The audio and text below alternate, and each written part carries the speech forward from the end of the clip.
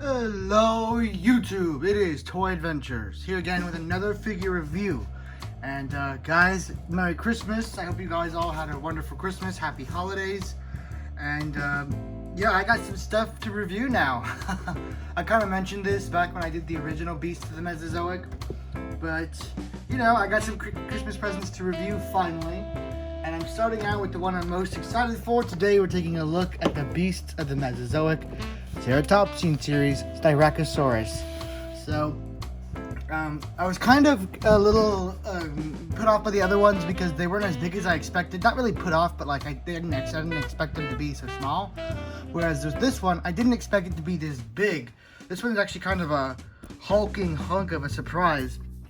I didn't realize the Styracosaurus was so big, but I'm actually really pleased because this figure is really looking impressive, even from just outside the box. And you know, the other ones looked impressive, but this one just, I don't know, something about it just gets to me. It just looks really awesome, and I can't wait to take a look at it. But first, let's go ahead and take a look at the box for Styracosaurus. I also have the subadult Triceratops to review, but we'll get to him next. So, taking a look at the box, the top is pretty much the standard. 20 points of articulation, realistic movement and detail. Profile card included. This is O2 Styracosaurus. And again, this is just a little sleeve that slides onto the side of the box. Here in the lineup, I've already covered this multiple times. But for here, you have Styracosaurus, Nociceratops, Protoceratops, you know, the likes. And here we have the bio. Let's go ahead and read the bio. It says, Late Cretaceous, 75 million years ago, famously known for its 6 frill spikes and long nose horn, Styracosaurus is one of the most recognizable of all ceratopsians. Despite its iconic look, similarities to the Centrosaurus have caused debates in the past over which specimens belong to which species. Art by Jax Johnson and Carlo Arellano. So, yeah. Got a bio, very nice. I always love those. It's just fun to have a little bio about the character. It's kind of lost on most toys nowadays. So yeah, that's the box. Nothing more to say. Let's get it out of the packaging and see how it is. Okay, so here we have the hulking beast out of the packaging. And I just love this thing. I've never really been into the Styracosaurus that much. Not that I didn't like it. Just, you know, it wasn't one of those more captivating dinosaurs to me. But this one just gets to me. It's just, something about the shape just screams dinosaur. It's just classic. It just gets to me, you know? It's painted nicely, printed beautifully. The sculpt is just incredible. And the articulation really speaks to me because I'm just a total fan. I know people prefer maybe more simple articulation so you get better sculpting in there. Like 5 POA, the argument is you get better sculpting. I'm completely against that. I'm all on the side of articulation, posability. So this one, I just love this figure so much and I can't wait to talk about it. So here's first its collector's card. Very nice artwork there on the front. Taking a look at the back, it is the same bio as on the back of the packaging, but now you have a nice little picture of the toy. That's not actually artwork, that's a photo of the toy itself. It says O2, so that's pretty cool. Taking a look here at the figure, you have this beautiful bluish green main color going throughout at least the back of here. Yeah, sorry about that. And it kind of splits though. It's a little weird. The colors on this side of the body and this side of the body don't really match, and they don't really fade into each other well. So that is kind of a little, you know, oddity, but I can excuse it. I mean, animals sometimes have those jarring color schemes. Once again, the application of each, you know, paint application is a little, it just looks, like I'm not saying it is sloppy, I'm just saying it has the appearance of maybe not being applied in the best way.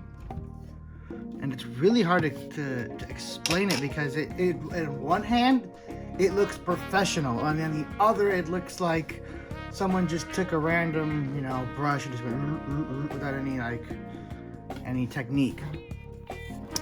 But I'm sure that's not what happened. These had to be mass produced, so I'm just really impressed. And that's just kind of something I wanted to bring up. I brought it up with all the other ones too, and it's probably just going to be a reoccurring thing throughout the entire line. So I'll just drop it now. It is, you know, kind of a little something that bothers me just a little bit, but I will easily get over it. Another thing I'm noticing is that the leg here seems to have a better wash going on it throughout this thigh than it does in the most of the body. You can just see all the little detail in black in the crevices of the scales that really make that detail pop. You can really see all the individual little scales on the thigh, and it makes it look really realistic. Whereas over here, I feel like there isn't a wash period, so it's kind of hard to get the definition of just how intricate the sculpt is. So I feel like in this case right here, the paint kind of does the sculpt a disservice because it kind of looks a little splotchily applied, and there's no wash to give the sculpt the real attention it deserves. But right here, just lets you know just how intricate the detailing is on this figure throughout. I mean, this is just a snapshot of how it is throughout. It's just the paint here services it better than it does, I feel at least, for the rest of the figure. So, I mean, if you want to repaint these, you don't need to, because again, I said these look beautiful. But if you do, maybe you want to do like a Jurassic Park color scheme, I don't know, anything, you can really bring out the details and make this just look so much better. You know, if you have that kind of talent. For me, no, I could not paint a dinosaur and make it look anything better than you'd get at the dollar bin at Walmart. So, kudos to you, talented repainters. I love you guys. I'm sure you could do this thing just incredibly. Next, we're gonna go ahead and get onto its articulation. This is pretty much where the beasts of the Mesozoic really shine. They are very, very poseable, and that's kind of what they're marketed as, highly detailed, highly poseable dinosaurs.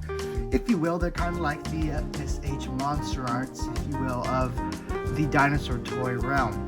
You know, top detail, top articulation. So, starting from the head, of course, they have a jaw hinge right here. It doesn't quite fully close the mouth. The mouth can only get about that much closed. You can really try as hard as you can and really force it in there, but it will just always come back down. It can open about that far. The head, of course, is on a ball peg connecting here at the base of the neck, so you get about that much base turning motion, which is really nice. And then you can go back down about that far, and that's not even adding in the back articulation back here. Go up about, let me get it right, that far up. Moving on back, and I believe there is another ball peg right here at the base of the neck that allows for even more movement, so you can get it to turn about that far. That is a really sharp turn, looking really nice too. It doesn't look weird doing it. It just looks so natural and believable. I was posing this thing, just, you know, messing with it in my hands, and every pose you make with it just looks so natural and believable. It's gonna be so much fun to take pictures with. I'm so excited. Once you find a good terrain for this thing, you can take some amazing pictures, I can already tell. So you get about that much downward movement in the neck. You can go up about that far. Not too crazy, but for the dinosaur, it is certainly serviceable. More than serviceable. You'll be able to get any pose you really need to get. You'll be able to pull off more or less with the articulation given here. Down here at the shoulder, I believe this is another ball peg. Most of these articulation points are hinges and ball pegs, so you get full 360 movement, of course. You can go out about that far, so both arms can go about that far out. You can move in about that far. Moving down here, you have a hinge and rotation. Although the hinge is a little stiff, it still works. You can go in about that far, and you can go out fully. Rotation is really stiff, and I don't want to mess with it too much. Moving down here at the ankle, it is the same deal. Rotation and a hinge. So you can push it up about that far, back about that far, and you get full rotation 360 degrees. There is a ball peg connecting the front and back of the torso. So of course you get rotation, probably not 360 because it is to the sculpt, but you're not going to need 360. That's completely unnecessary. How good does it turn? You can get about that much movement. It's kind of subtle for the joint itself, but when you add it up with all the other articulation points, it does allow for even more movement. So see, while subtle on its own, combined with the other joints, that's when the articulation really starts to come together. So you can move it to the side about that far, move it to the side about that far, plenty of movement. I'm actually not entirely sure what is connecting the leg. I believe this is just another bald peg. You get movement, not really outwards because of how it's shaped, but you can twist it 360 and it moves outward as it goes up. One thing you'll be able to notice is that the paint done on the outer rim of the thigh is very much different. Let me move the head so you can see a little better. Than the paint that is on the inside of the thigh. There's kind of like a line here you can see. Don't know what that's about. I don't really care. It doesn't bother me. It still looks really good. And then coming down here to the knee, you can get it pretty good. Although, of course, it is kind of stiff. But you can move it back about that far. Perfect for walking poses. Again, the articulation isn't like super crazy, but it's for the dinosaur you have, it is perfect. Just enough subtle movements where it looks believable without, you don't need this thing to be able to ninja kick or, hold the weapon or anything. It's just a dinosaur. It needs to move its head up and down, side to side, and this does more than that. So I'm very happy with all of this. Taking a look down here at the ankle, full rotation, I believe, yes. Okay, so full rotation. There's a hinge on there as well, so you can move back about that far, move up about that far, and 360 down here at the ankle. Same dealio at the foot. So that's pretty much, oh yeah, and of course the ball peg in the tail. Can't forget about that. Critical. So that's pretty much it for the articulation. Very serviceable for a ceratopsy. That's pretty much all it's going to be doing is walking around and eating and occasionally defending itself. You have a fully animated dinosaur here for what it's going to do. I can't wait to see their T-Rex series to see how the articulation will service a Tyrannosaurus that's a little more agile and mobile than a big walking hunk that is a ceratopsian. So for the ceratopsian series, I can see that this is pretty much going to be the standard in articulation. So I am super hyped because, like I keep reiterating, I like to repeat myself. The articulation joints on this, while individually may be a little subtle and minuscule, remember these are big, sluggish creatures that aren't the most limber creatures in the world. So, yeah. Let's go ahead and get on to comparison, because I want to compare this one to the others in the series, and especially Jurassic World. We all want to see how it compares to Jurassic Park dinosaurs and humans and whatnot. So let's get right onto that. Alright, so getting on to comparisons. First, of course, we're going to start with the other figures in the Beast of the Mesozoic line. Now, I can only compare it with the ones I have. So first, we're going to go ahead and go with the Chasmosaurus. This is the second biggest one I own. I only own about 4 of them currently, and I do plan on getting more. Mainly probably a second and maybe even a third Styracosaurus, and a second or maybe even a third Chasmosaurus. Those are the 2 I really want to get multiples of. Next up, we have the smallest one I own, which is the Nociceratops, or the Nociceratops. So, much smaller than the Mattel one, as we said in its own review. This one's much bigger than the Kenner one. And this one is far bigger than the Mattel one, and we'll show that off in a bit. But I just wanted to get these 2, at least these 3, shown off. That the Styracosaurus is actually surprisingly one of the bigger figures in this line, at least in currently wave 1. The Triceratops is going to be much bigger than it. But for now, this one's actually on the bigger side. We're going to go ahead and kind of compare it to the next review. Wait, what? I'm about to show a dinosaur before its review is even happening? My lord, is that legal? I will make it legal. The site is experiencing multiple key reviews and Yep, there it is. The Triceratops. This is the next review coming, but you guys are already seeing it. Crazy, right? I know. From what I see, the Triceratops might be the second biggest. Not nearly as big as the Styracosaurus, but I could be completely wrong about that. Again, this is just the subadult, so don't go thinking that this is their definitive Triceratops. No, this is just the baby. This is just the baby. The adult is about going to be around double the size, I believe. So expect a big, satisfying, full-size Triceratops, and you already know as soon as that comes out. I think this year? Not this year as in 2020, you know, you're probably watching this before 2021.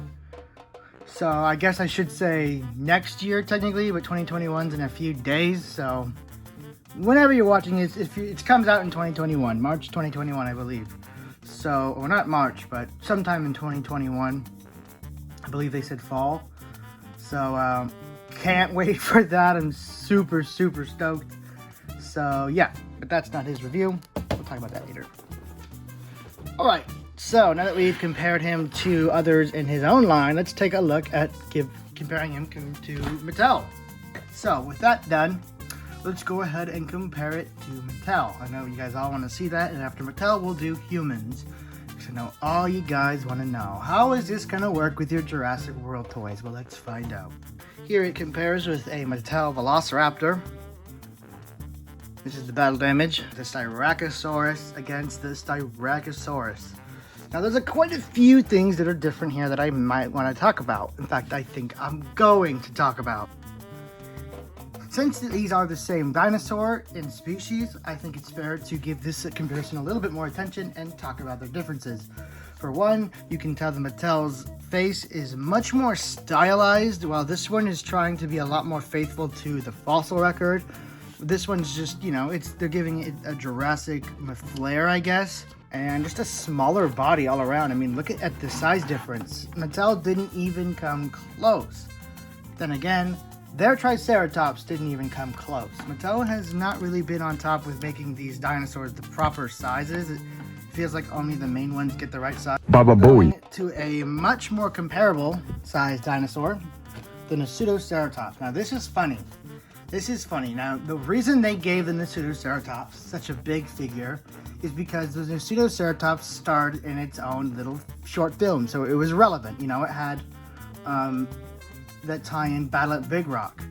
So they should have made the Nociceratops the size of the Styracosaurus and then gave the Styracosaurus the bigger figure, because the size. I mean, look. This is much smaller. They could have got away a lot more easily with making this size. I mean, it wouldn't have been good, but it would have been a lot more acceptable than this to this. But, you know, that's the inner workings, the enigma that is Mattel's inner working. Next up, we have the original release, Carnotaurus. Looking pretty dope, looking pretty good.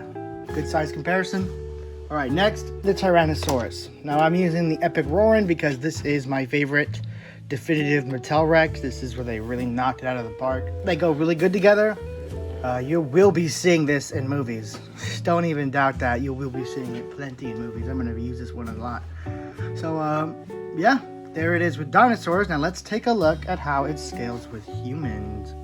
All right, so, starting us off, we're going to start with the most prominent Marauders Task Force. If you guys don't know, I still get this question. Where do you guys buy your action figures?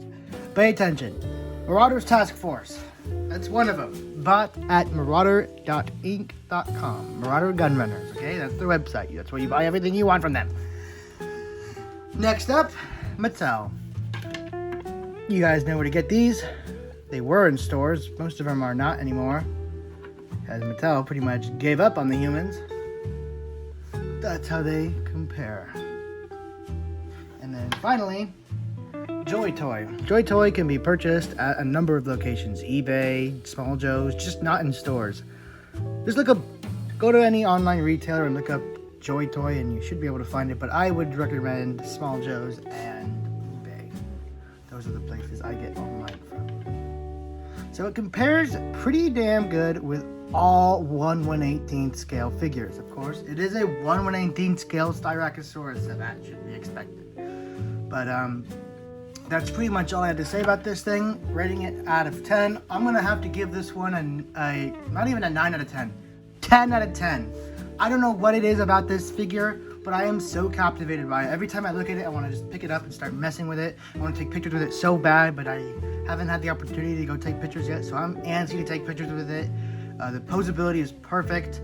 The paint, while I'm pretty much accepted the whole it kind of looks sloppily applied mentality to the whole line, so I'm kind of just not counting that anymore. That's pretty much their style at this point. So yeah, 10 out of 10 for this one. Perfect Styracosaurus figure. Won't be beating this one by anything. Nothing's gonna be beating this.